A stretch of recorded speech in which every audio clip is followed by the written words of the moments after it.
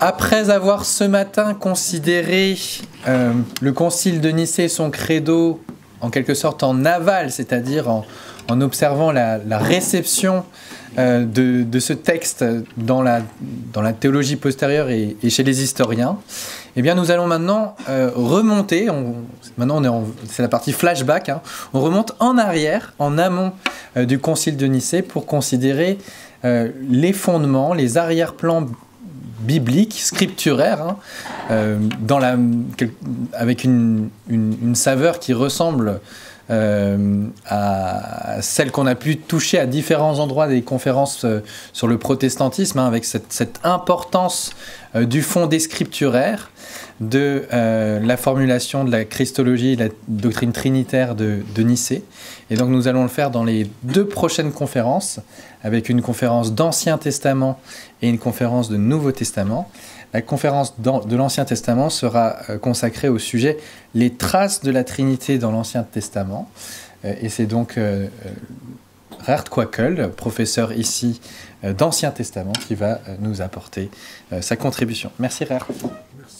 Alors, le thème qui m'a été proposé par le conseil des professeurs de cette faculté, c'est les traces de la Trinité dans l'Ancien Testament.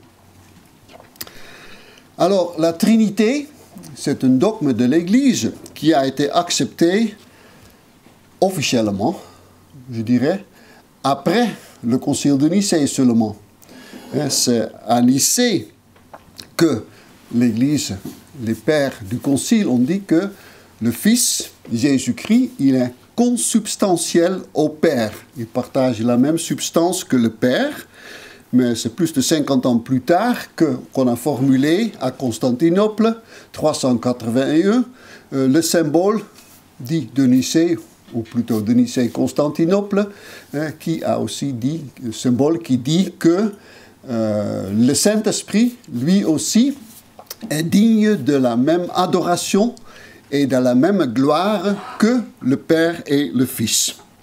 Mais ceci dit, il est très clair que le chemin vers l'acceptation du dogme de la Trinité, de cette doctrine, a été bien préparé par le concile de Nicée, donc il convient bien de parler de la Trinité, ce qui inclut aussi la divinité de l'Esprit. Quand même, je vais me concentrer plutôt sur le Fils ici, aujourd'hui, que sur l'Esprit. Selon les réformateurs du XVIe siècle, la révélation de la Trinité, de la nature trinitaire de notre Dieu, a déjà commencé dans l'époque de l'Ancien Testament. Mais, comme beaucoup de choses, c'est moins clair dans l'Ancien Testament que dans le Nouveau. Donc, quels sont les éléments que les réformateurs et leurs successeurs, des théologiens réformés, à quels éléments dans l'Ancien Testament ont-ils pensé en disant que Dieu a déjà commencé de révéler sa Trinité à l'époque de l'Ancien Testament? Quelles sont les traces de la Trinité dans l'Ancien Testament? Et en identifiant ces traces dans l'Ancien Testament, les réformateurs et d'autres, étaient-ils corrects ou non? Pour un instant, j'ai dit, voilà, peut-être il faut mieux préférer un autre mot à trace, mais ce matin, avant de me lever, j'ai décidé de ne pas faire ça. Donc vous pouvez rayer dans votre mémoire, ou plutôt des préfigurations. Je n'ai plus... Je reste avec trace et avec la sagesse et l'intelligence de mes collègues qui ont proposé et formulé la formule comme ça. Donc les traces de la Trinité dans l'Ancien Testament. Je ne vais pas parler des textes qui ont joué un rôle au IVe siècle, sauf eux, dont je sais, dont on dit qu'il a joué un rôle. Ma sélection des textes que je vais traiter avec vous est plutôt pris des manuels, des grands ouvrages de la dogmatique, de la théologie systématique plus récente, tels que la grande dogmatique néerlandaise de Herman Bavinck et l'ouvrage très fameux de Paul Wels, assez récent. Si on consulte ces ouvrages-là, on va trouver une quarantaine de textes. Et comme j'ai 35 minutes, ça va être au moins 2 minutes pour chaque texte. Ça n'ira pas. Donc il faut se limiter. J'ai fait un choix, une sélection des textes les plus pertinents, à mon avis, les plus importants. Et voilà, j'ai divisé ça en 3 parties. Des textes dans l'Ancien Testament qui pourraient soutenir le dogme de la Trinité. D'abord, quelques textes dans lesquels on pourrait trouver, oui ou non, l'idée qu'il y a un Dieu, le seul Dieu. On a déjà parlé du monothéisme de l'Ancien Testament ce matin. Quand même, plusieurs personnes ont un seul Dieu. Deuxième partie, c'est sur le Fils, dans la terminologie plutôt de l'Ancien Testament, le Sauveur qui va venir, qui est promis par les prophètes, qui sera un descendant de David. Est-il Dieu ou non? Et la troisième partie, sur l'Esprit, si le temps me reste. Peut-être je vais sauter ça. Quelques petites remarques sur la méthode. Dans une discussion du Concile de Nicée, ma méthode sera un peu anachronique parce que je vais commencer et me concentrer aussi avec une analyse du texte concernés de leur sens dans le contexte littéraire, donc la fonction, le rôle, le message de chaque texte, en termes du livre où on le trouve, le livre biblique. Le contexte littéraire du passage est historique, donc comment l'auteur biblique a-t-il compris lui-même le texte qu'il a écrit et comment son premier public, son premier auditoire originel l'aurait compris. Alors, si je fais ça, si je commence avec ça, il faut souligner le mot « commencer », parce que l'exégèse biblique, à mon avis, aussi le boulot du vétérotestamentaire, c'est plus que ça. Ce n'est pas seulement le contexte originel. Et après avoir analysé le contexte originel, il faut continuer, il faut suivre le développement de l'histoire, comme j'ai expliqué aussi dans un autre carrefour, ici même, jusqu'à l'époque du Nouveau Testament, l'accomplissement de la révélation en Christ, et ensuite, on peut avancer à nos jours pour faire des applications. Donc il faut commencer avec ça. Et c'est surtout Calvin qui a déjà souligné ça au VIe siècle. Luther aussi, mais là, Calvin était un peu plus cohérent, dit-on, que Luther. Mais les pères de l'Église ne l'ont pas fait comme ça. Pour eux, même s'ils n'ont pas négligé le contexte originel des textes, il y en a eu qui ont bien respecté ça, d'autres qui ne l'ont pas fait, donc c'est un peu différent. Mais c'est ça l'approche que je prends moi, donc à l'instar de Calvin et autres, et comme il faut le faire, je crois, aujourd'hui, de nos jours,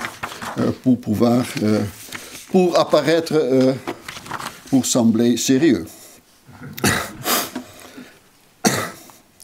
Plusieurs personnes en Dieu. Selon l'article 9 de la Confession belge du VIe siècle, on pourrait dire c'est la variante néerlandaise, la version néerlandaise de la Confession de La Rochelle. Cette confession dit que, voilà, la révélation de l'Ancien Testament sur la Trinité, ça commence déjà dans l'Ancien Testament, mais c'est peu clair dans l'Ancien Testament, plus clair dans le Nouveau Testament. Et pour l'Ancien Testament, on se limite à une référence à Genèse 1, 26, où Dieu dit, dans l'histoire de la création, puis Dieu dit, faisons l'homme à notre image, selon notre ressemblance. Donc il y a le pluriel de la première personne dans les paroles de Dieu. Et la confession dit, voilà, on voit déjà les 3 personnes ici, parce qu'il y a un pluriel. Ce n'est pas très clair, mais c'est déjà là. Mais ensuite, au verset 27, on voit l'unité du seul Dieu, parce que ça continue au singulier, Dieu créa l'homme à son image, etc.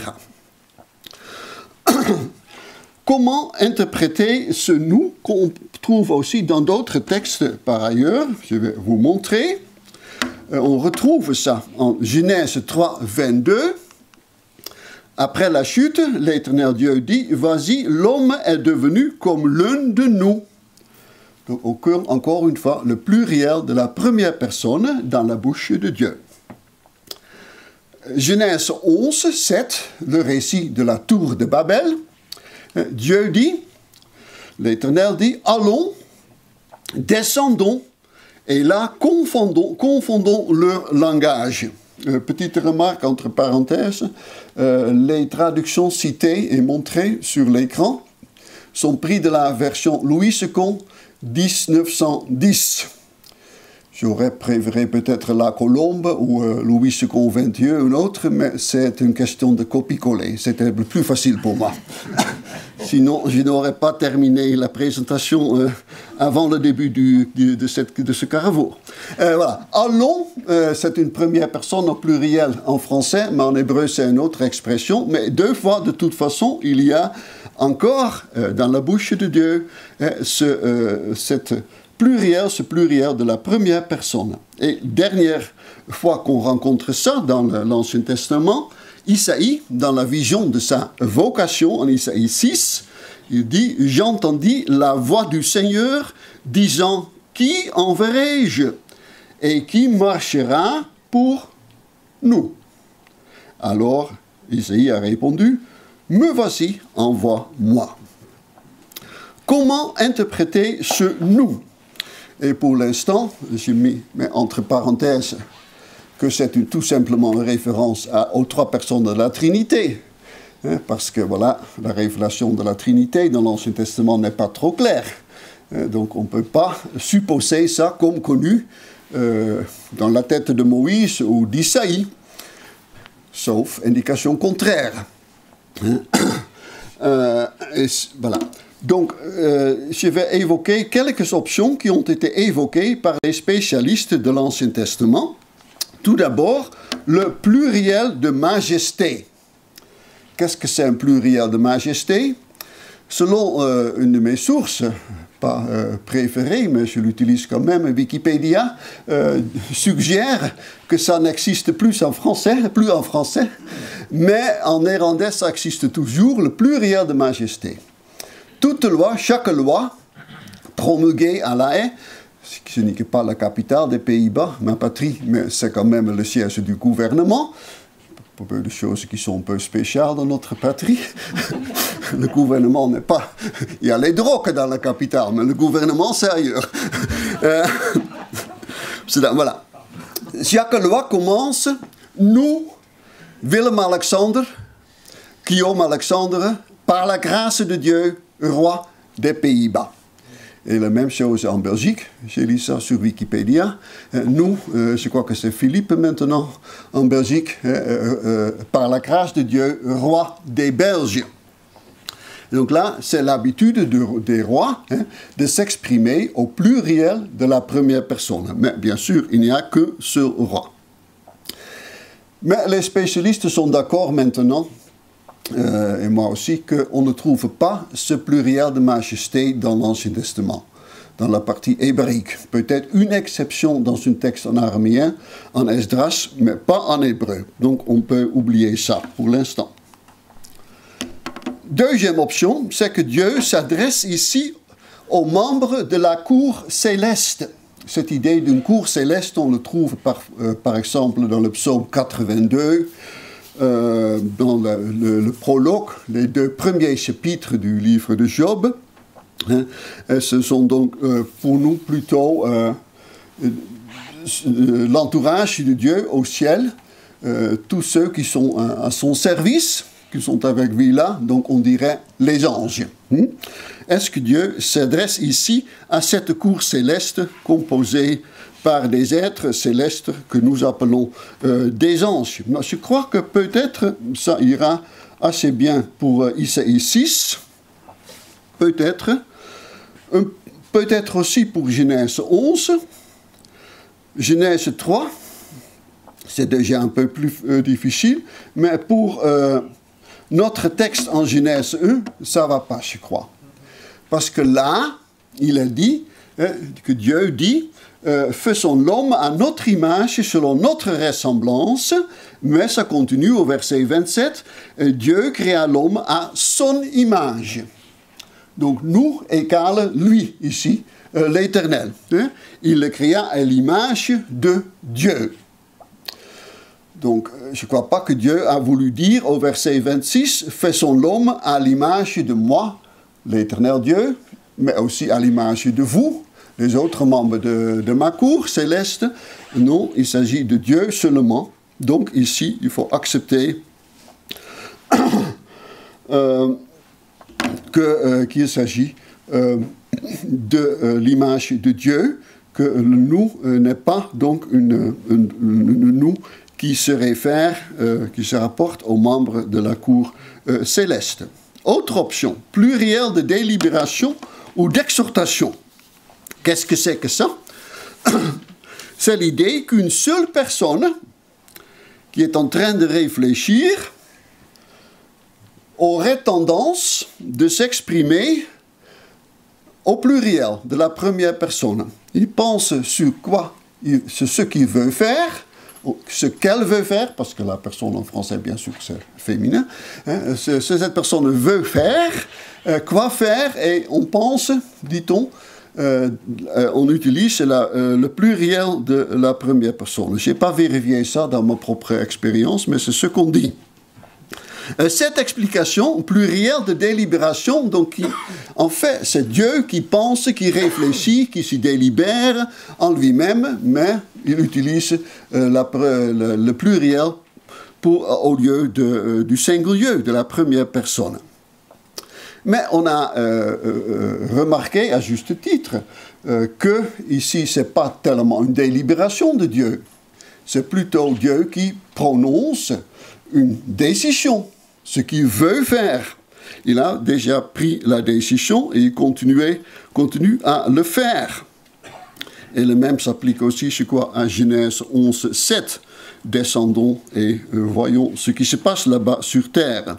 C'est pourquoi le spécialiste juif, Cassuto, dit que c'est plutôt une pluriel d'exhortation. Pour ce pluriel de délibération ou d'exhortation, on fait référence à ces deux textes-là, et je ne peux pas entrer dans le détail parce que l'heure avance déjà, mais aucun des textes pour moi, qui sont aussi très loin de Genèse 1 par ailleurs, est un exemple convaincant d'une telle pluriel de délibération ou d'exhortation. Donc le résultat est négatif pour l'instant. Je vous propose une conclusion provisoire. Ce qu'on peut déduire de toute façon de ce texte-là, de ce nous en Genèse 1 et d'autres textes, que c'est que Dieu, en utilisant le pluriel, nous suggère au moins que lui, il ne vit pas dans une solitude absolue. Il peut utiliser le mot nous, tout en faisant référence à lui-même, ou peut-être aussi à d'autres. Mais il n'est pas un Dieu qui est tout à fait isolé, une seule personne, il ne vit pas dans une solitude absolue. Mais, ou bien en lui-même, il y a plusieurs personnes, ce qui justifie le nous, ou bien ça fait référence à son entourage, les anges, qu'il implique dans son travail, descendons, faisons, qui va nous représenter sur terre. Les deux possibilités sont là, mais Dieu n'est pas une personne traitiste qui est tout seul. Il y a de la vie en lui ou autour de lui, ça bouge, quelque chose se passe, et voilà. Surtout pour la première possibilité, s'il s'agit, mais je n'en peux pas donner la preuve avec les arguments traditionnels des vétérotestamentaires qu'il s'agit en Genèse 1 de plusieurs personnes en Dieu lui-même, mais c'est bien possible parce que toutes les autres options ont des désavantages, on peut les critiquer. S'il s'agit bien de plusieurs personnes en Dieu lui-même, voilà, ça prépare déjà la révélation de la Trinité. Donc en rétrospectif, on peut découvrir déjà des traces de la Trinité dans cette formule. Mais je suis très prudent. Il faut respecter les limites de mon raisonnement. Je vais au deuxième point. Le Sauveur promis, descendant de David, est Dieu. Donc là, il s'agit du Fils de Dieu, Jésus-Christ. Est-ce qu'il est Dieu? Est-ce qu'il sera Dieu selon l'Ancien Testament? Un texte dont on dit, mais c'est à vérifier par les historiens, peut-être vous pouvez me corriger, mais on dit que le Proverbe 8 a joué un rôle important dans les disputes du IVe siècle entre les Ariens et les autres. En Proverbe 8, c'est la sagesse qui parle, la sagesse de Dieu. Elle se présente, elle se recommande quand même. Et selon les sources que j'ai consultées, pas en étant historien, mais les sources que j'ai consultées, elles disent toutes, excusez-moi, que pour tous les théologiens de l'époque du IVe siècle, il était évident que cette sagesse qui parle, qui se présente en Proverbe 8, que c'était le Christ, Jésus-Christ. Arius, Athanas, tous étaient d'accord. Mais c'était utilisé comme un argument par les Ariens, parce que dans leur texte grec de la Septante, il dit « Ce curios ectis en me, l'Éternel m'a créé ». Ah bon? Si la sagesse c'est Jésus-Christ, il a été créé par Dieu. Donc il est une créature. Argument fort pour les Ariens. Et donc les autres ont rejeté cette interprétation et ses conséquences de l'utilisation de ce mot « créé », mais c'est dans ce sens-là que le texte a joué un rôle important, m'a-t-on dit, au IVe siècle. Pourtant, on trouve aussi d'autres traductions de ce mot « créé », engendré, possédé, conçu, acquise. Tout cela est possible. Même plusieurs, pas seulement plusieurs acceptions du verbe en hébreu, peut-être même deux verbes qu'on appelle des homonymes, donc la forme est la même, mais ce sont deux verbes séparés. Donc on peut présenter des arguments pour toutes ces interprétations-là, que je vous présente sur l'écran. Personnellement, je préfère ce qu'a fait la traduction économique engendrée, parce que ça correspond le mieux aux termes utilisés dans les versets suivants. Mais je laisse tomber tout ça pour l'instant, et je vais me concentrer sur la question, est-ce que la sagesse qui se présente en Proverbe 8, est-ce que c'est bien le Christ? Créé, engendré, on verra. Je saute une discussion de deux éléments de ce texte que vous trouvez ici, parce que le temps me manque. Ce qu'il faut faire, si on fait une lecture de ce texte, de ce passage dans ce contexte, voilà, ça fait partie de tout le chapitre 8, ça va sans dire, mais ça fait aussi partie d'une collection, un groupe de 3 textes, 3 chapitres, Proverbes 7, 8 et 9. Et dans ce contexte, le rôle du chapitre 8 et de la présentation de la sagesse, c'est un appel à l'écoute. La sagesse fait tout de suite après notre texte, à partir du verset 32, et c'est ça le climax du chapitre. Maintenant, mes fils, écoutez-moi la sagesse. Écoutez l'instruction que je vous donne, alors vous serez sages. Donc on est invité et exhorté à bien écouter la sagesse pour être sage. C'est ça le contexte. Et on trouvera la même idée dans le chapitre suivant, 9, 5 jusqu'à 12. Mais la sagesse n'est pas la seule femme qui fait cet appel. Il y en a 3 dans le contexte. Il y a la femme étrangère au chapitre 7. Étrangère, ça ne veut pas dire non française, pas du tout. Ça veut dire la femme, une femme illégitime, illégitime parce qu'elle est mariée, elle a son mari, mais elle n'est pas fidèle à son mari, Et elle est dans les rues de Jérusalem pour inviter surtout les jeunes hommes naïfs qui n'ont pas encore assez de sagesse. Parce que pourquoi le proverbe s'adresse surtout à des jeunes hommes? Pourquoi pas les filles? Parce que les filles ont déjà de la sagesse. Bien sûr.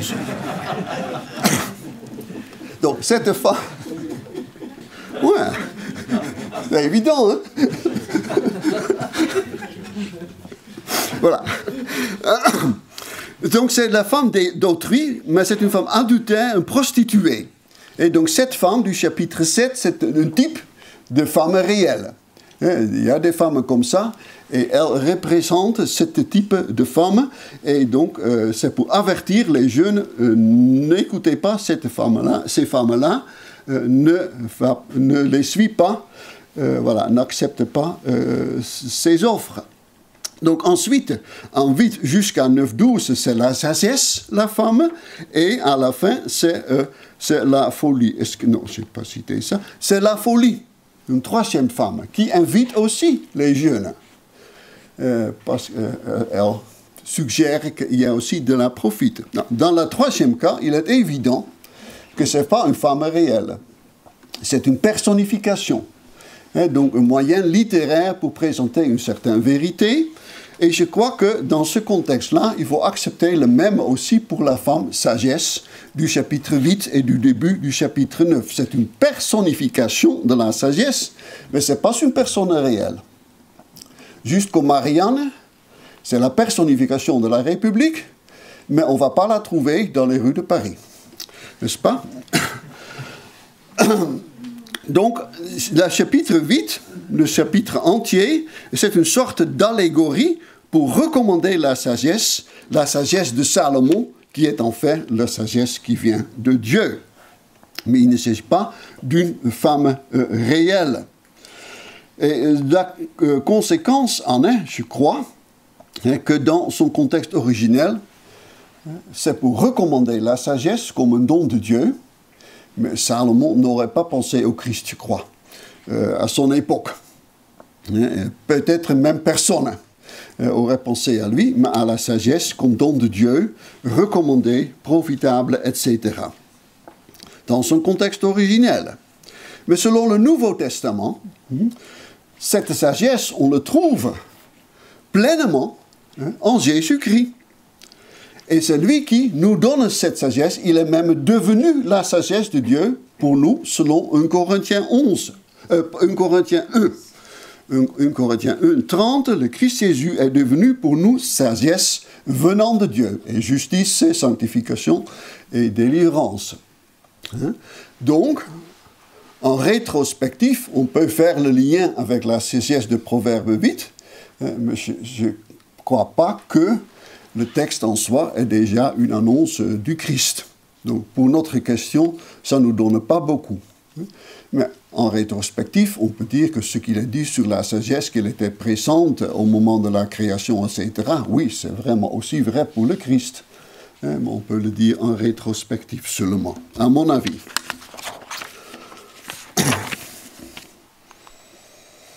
L'ange de l'Éternel, en hébreu, Malach Yahvé. C'est un ange, c'est un malach. Qu'est-ce qu'un ange, qu'est-ce qu'un malach? C'est un messager.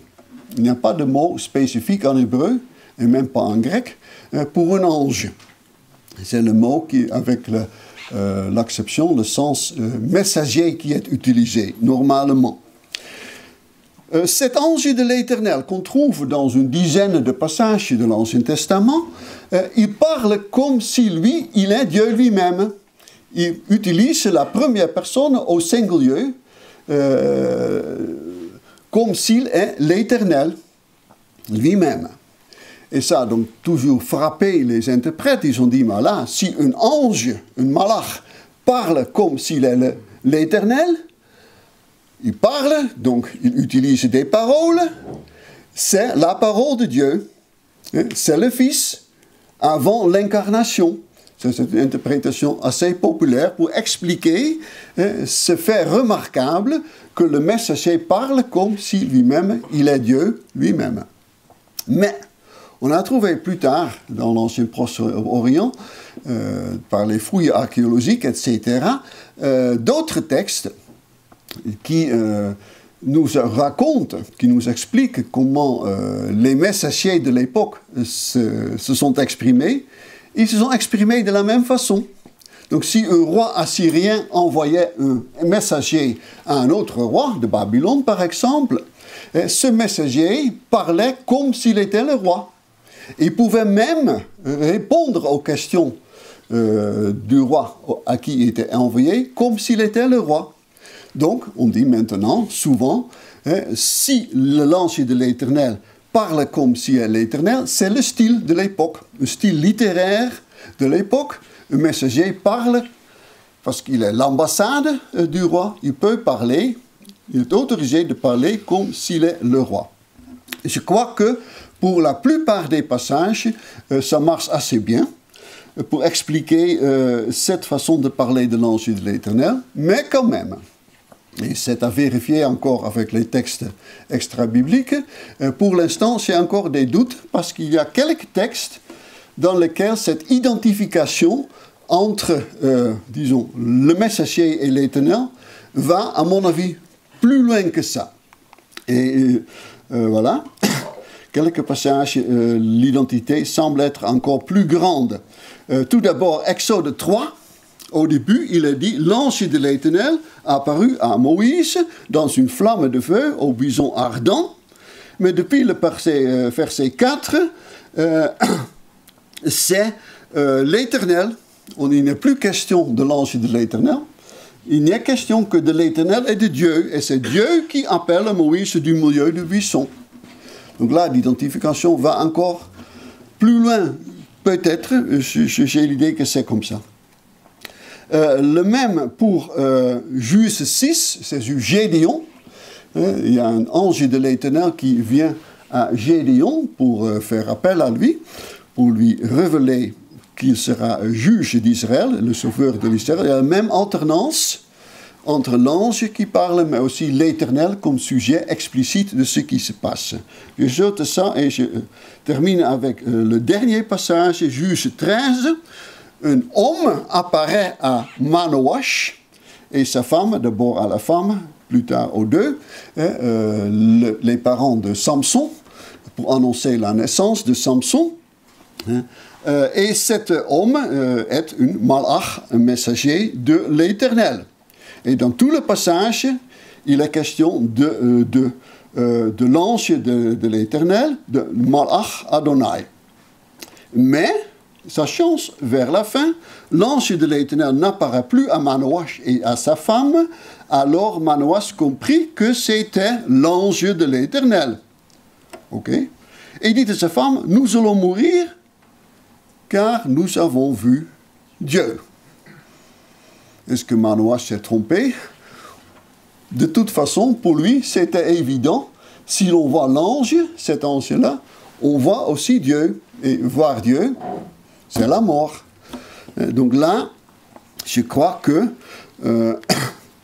il y a donc une identité qui est plus grande, qui dépasse ce phénomène oriental de l'identité du messager avec son roi. Et donc, ça laisse la porte ouverte à l'idée qu'on ici a affaire avec Dieu qui descend sur terre comme son propre ange.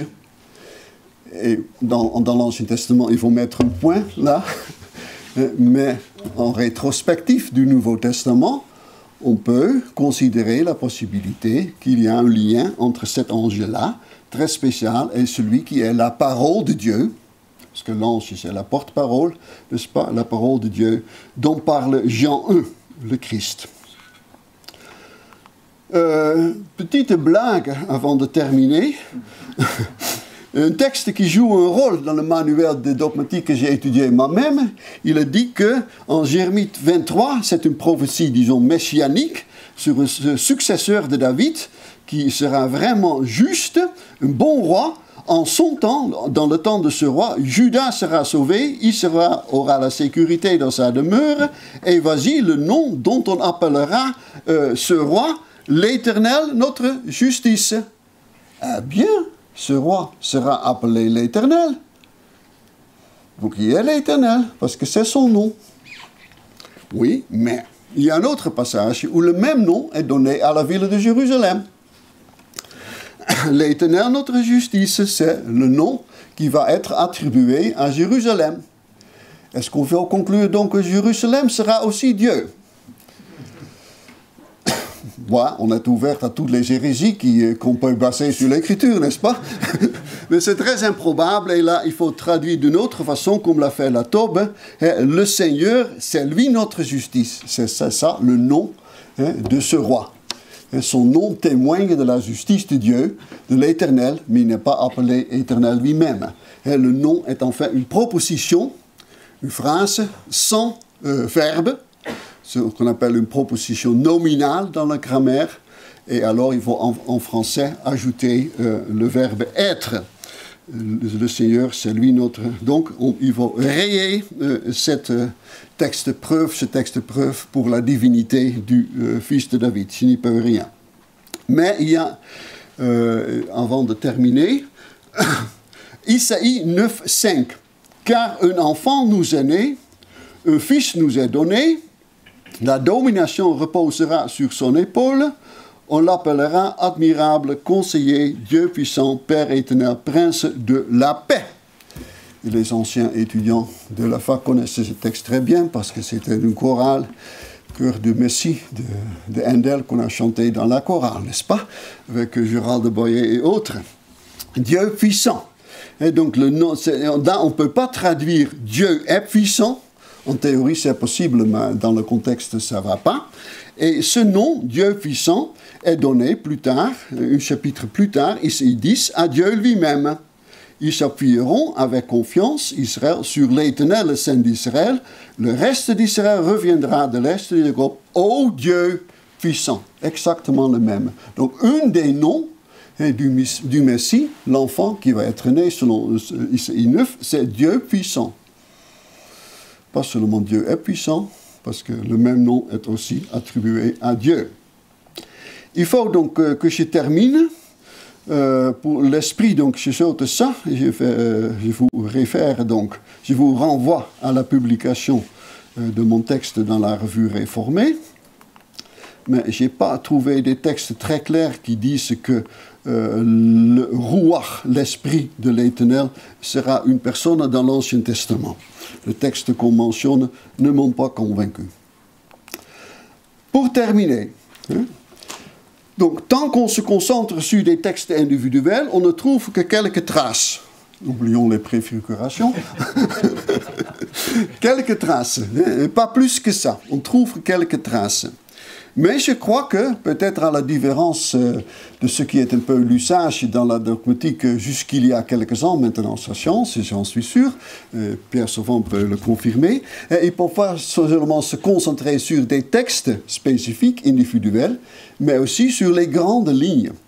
Et si l'on se concentre sur les grandes lignes de l'Ancien Testament, on va voir vers la fin de l'époque de l'Ancien Testament, qu'il devient de plus en plus clair que le Sauveur, le roi dont Israël a besoin, ça ne peut pas être un roi 100% humain et pas plus que ça. Ça ne suffit pas, il faut plus. Il faut un roi, un descendant de David, El puissant, El Gibor, Dieu puissant. Il devient donc de plus en plus clair que le peuple de Dieu a besoin d'un sauveur dont les capacités dépassent celles d'un homme. Et ça, c'est annoncé dans les prophéties. Et selon les sources que j'ai consultées, à vérifier par les historiens, ça, c'était aussi le point principal au IVe siècle.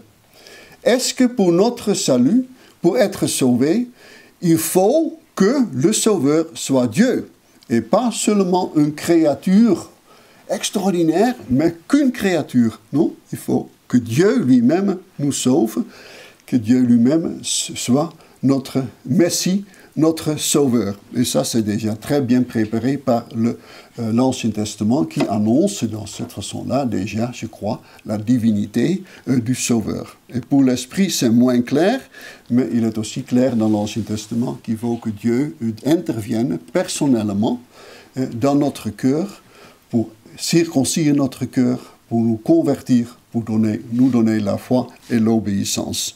Je vous remercie de votre patience et de votre écoute.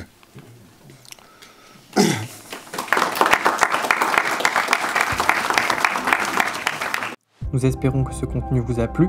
Si c'est le cas, n'hésitez pas à vous abonner, à liker et partager cette vidéo. C'est la meilleure manière de nous dire que notre travail vous intéresse. Rendez-vous sur le site facultéjeancalvin.com pour consulter toutes nos ressources et offres de formation et sur la chaîne YouTube pour voir nos autres vidéos et cours gratuits.